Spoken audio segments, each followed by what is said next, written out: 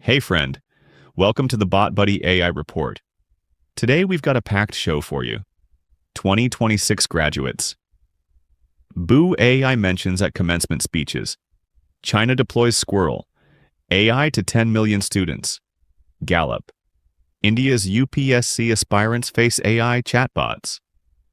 Taking the same exam. And finally, MIT Technology Review's AI Hype Index calls out graduation. Let's get into it. Something unexpected happened at graduation ceremonies across the United States this spring. When commencement speakers praised artificial intelligence, students booed, not quietly.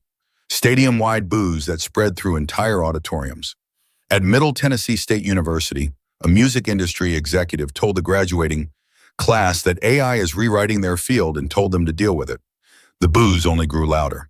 At campuses from Arizona to Florida, the same scene repeated again and again. The moment a speaker turned optimistic about AI, the crowd erupted. BotBuhdy has been tracking this story all season. A Harvard poll found that a majority of young Americans already see AI as a threat to their career prospects. These graduates spent 4 years earning their degrees, took on significant debt, and showed up to the biggest day of their academic lives only to hear industry leaders say the skills they just learned may already be obsolete. One graduate put it plainly. He said it felt like a knife to the chest, like 4 years of hard work were being dismissed because a computer can do it for 2/3 the price. This is not a story about students rejecting technology. It is a story about a generation that followed every rule, trusted the system, and arrived at the finish line to find the goalposts had moved. The boos echoing through those auditoriums are not just frustration. They are a message. Okay, my mind is officially blown. I did not see this coming at all. While the U.S. debates whether AI belongs in classrooms, China has already answered that question. Over 10 million students now learn through Squirrel AI, a government-backed adaptive platform that adjusts every lesson to each individual child in real time. The system identifies knowledge gaps faster than any human tutor and fills them before they compound. BotBuhdy has been tracking this story, and the scale is not a pilot program. It is national infrastructure. China is building AI fluency into an entire generation at a pace that Western school systems are not matching. One country put 10 million kids on rocket skates. The others are still arguing about whether kids should be allowed to skate at all. Now this one is a little concerning. This is something we should all be paying attention to. A new Gallup survey has a number that should stop everyone in education cold: 80%. That is the share of U.S. K-12 teachers who have received zero formal guidance on using AI in their classrooms. No training, no policy, no playbook. Just a rapidly evolving technology and a room full of students who are already using it themselves.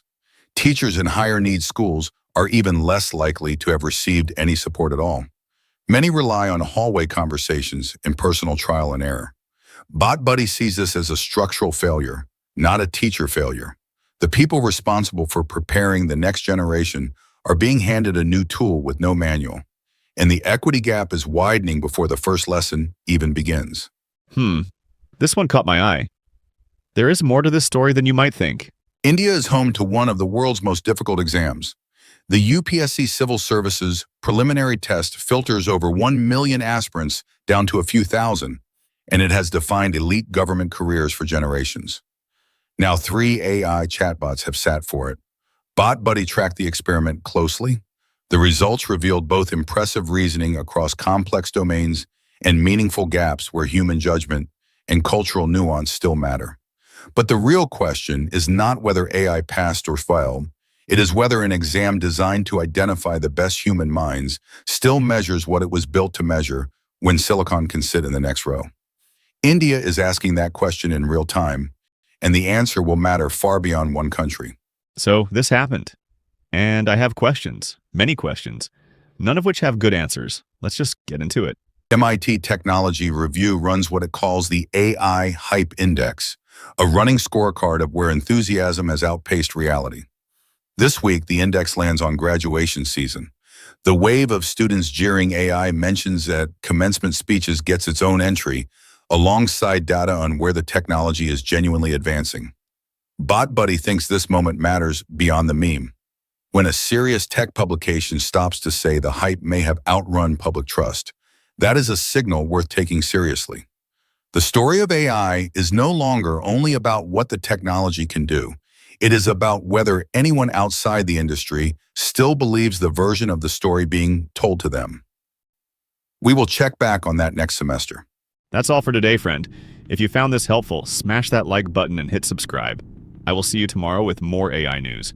Until then, stay curious, stay informed, and remember, leverage your intelligence.